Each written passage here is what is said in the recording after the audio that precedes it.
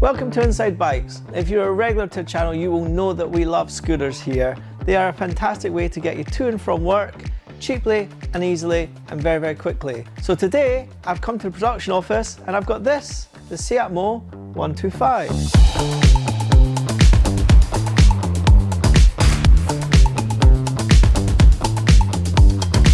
Now you heard me right, it is a Seat, as in the car guys, and it's called Mó for mobility, and 125, which is kind of a bit of a sort of lie in a way because it's not actually a 125, it's got an electric motor.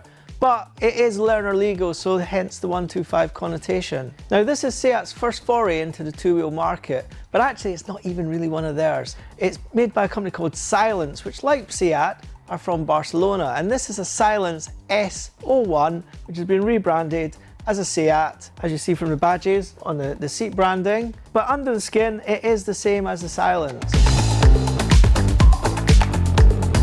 Now you can be forgiven for not having heard of Silence before, but they've been around about 10 years, and actually it's probably quite a smart move on their behalf to work with Seat. It gives them access to the Seat dealerships and the reputation of the brand. So you can buy this from 24 UK Seat car dealers. That's obviously what they're trying to do. The Mó is about urban mobility, trying to get people out of the cars and onto transport which is cheaper, easier and more environmentally friendly. Now the Mó costs over £6,000. You get a government grant which takes it down to £5,800. So we're expecting this to be good, but how good actually is it? First glance, it's quite a conventional scooter. You've got 15-inch front wheel, 14-inch rear wheel, shod with Pirelli Angel tyres, and actually gives it a good presence, and it's a good quality rubber. To sit on it, it is very conventional. That seat is a little bit firm, but it's nice. The ergonomics of it are really good. The dashboard, I'm not so keen on. It's got sort of an asymmetric design which messes with my OCD a little bit and actually makes me think that the handlebars are a little bit wonky, but it's just that the design feels a little bit strange. And the footboards for a scooter are quite small. I mean, I've got little feet, but I found my feet sort of slipping off it, particularly in the wet conditions. So, bit of a black mark on it there.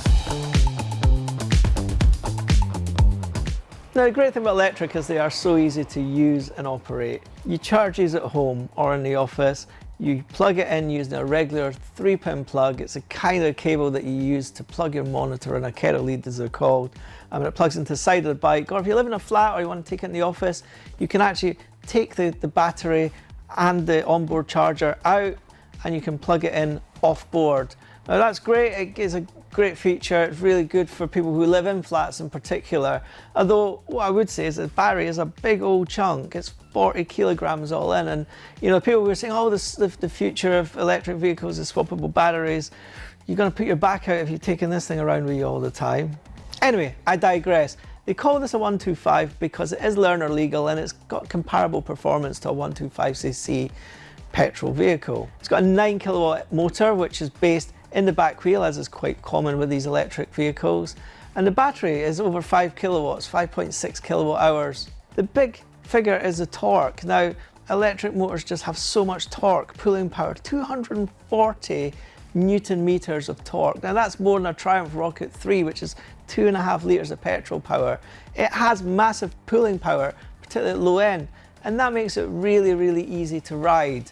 It goes up to a top speed of 60 miles an hour, 62 miles an hour on the dash, 59 is the official figure, and actually it maintains its power really well. You know, often when you ride a petrol bike, which has got very little torque, it kind of struggles uphill, but this thing will plod along at 62 all day long, uphill or downhill. And in fact, it seems to be limited because downhill, it stays at that same speed as well, whereas on a petrol bike, you would expect it to gain some momentum going downhill. There's 3 riding modes: City, Eco and Sport. The default is City. You've got a top speed of 50 miles an hour with that, 40 on the Eco, 60 on the Sport. Sport also gives you a little bit more acceleration, and I actually preferred that for darting in and out of traffic. I thought it was much better. It's got a range claimed of about 89 miles. Now then, City, I think that's achievable. We didn't manage to do that, mainly because we live a little bit in the sticks. But on the open road, flat out, I was finding it's like half a mile to each percentage of battery that you're using. So probably more like 50-mile range. Interestingly, I've ridden a lot of electric scooters in the past, and the power sort of tails off, or the top speed tails off as you get down the battery. We had this down to sort of the last 5% and we were still getting the 60 mile an hour top speed out of it. Acceleration and performance had gone down a little bit, as is normal battery powered things. They tend to not perform quite as well, but the top speed in the sport mode was there. So you're not going to risk being stranded when the thing just cuts out down to 30 miles an hour when you're going along a motorway. So that's a good tick for me.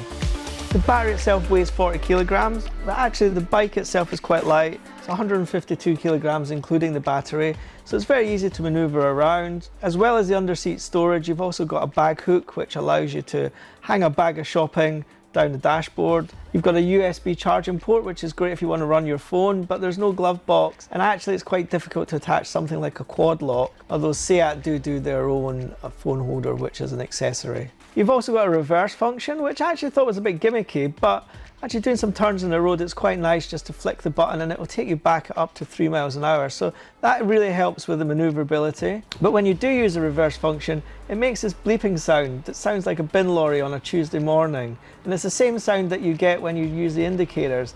Personally, I don't like it. I find it annoying and not very premium. The claimed range is 87 miles, which would no doubt is achievable around town. On the open road, it's probably more like 45 to 50 miles.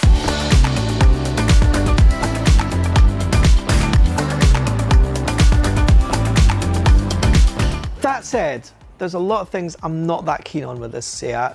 First thing, that suspension. Now, I'm a bit of a dilemma on this. We test a lot of really nice, expensive, sporty motorcycles in this channel, and they're designed to be fast and go around corners and everything. This isn't. This isn't designed for performance. It's designed to get you to and from work cheaply and easily. So you might forgive it for not having the best suspension in the world. But these front forks, man, they're like £100 mountain bike forks. Really, really disappointing. And part of me is like, it's not a big deal because you're just riding around town. But actually, it's a £6,000 motorcycle, it's a £6,000 scooter, and for me that's where I just feel a little bit disappointed by it. If you said to me this was £4,000, I'd be a little bit excited by it, but it just feels like it's not quite premium enough for what it is. The suspension is very crude, and if it's the first scooter you've ever ridden, yeah, you know what, you're probably not going to know any better. But if you're upgrading from something else to this, like a Yamaha or a Honda 125, I think you'd be quite disappointed by the forks. Riding around a lot of these country lanes, it really chatters around the corners. It's really quite crude, and there's very little damping there.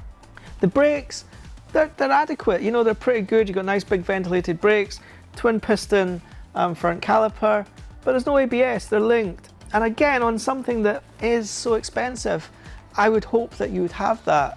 Another safety feature that's not there, traction control. It just feels that for £6,000 or £5,800, it's a little bit too basic, it's a little bit too crude for my liking. I would have liked a little bit more sophistication, because as it is, it's in a really crowded marketplace. There are other electric scooters of similar performance which are much cheaper. And if you're looking to commute and save money, a petrol 125 still has it knocked in a cocked hat, I'm afraid.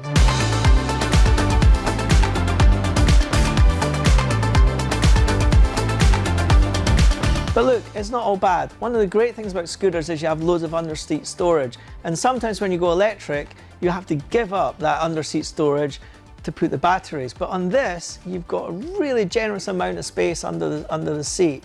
You can get 2 helmets in there, and that is fantastic, not just because you want to carry helmets, but for me, I want to carry a proper security chain with me during the day. I want to put my computer under there, my laptop fits under there, and I can get a bag or 2 of shopping in on the way home. Really, really practical. There are a bunch of other accessories. You can get a top box on it. Seat, recognizing that they're selling to a lot of sort of car owners, they'll do even the jackets and the helmet. They do this. We've got the lock, which is branded Seat Mo. Nice touch, but again, you know, they're trying to make it as easy as possible to get into this urban mobility. It's not motorcycling, it's urban mobility, and I think it's a nice try. I do commend Seat for doing it. I would have just liked to have seen a slightly more premium, prestigious product come out than what feels like a little bit. It kind of feels like a £4,000 scooter that's costing more. Anyway, enough of that. If you want to get our final musings, we will have a full article on the Inside Bikes website. Until next time, thanks for watching and see you later.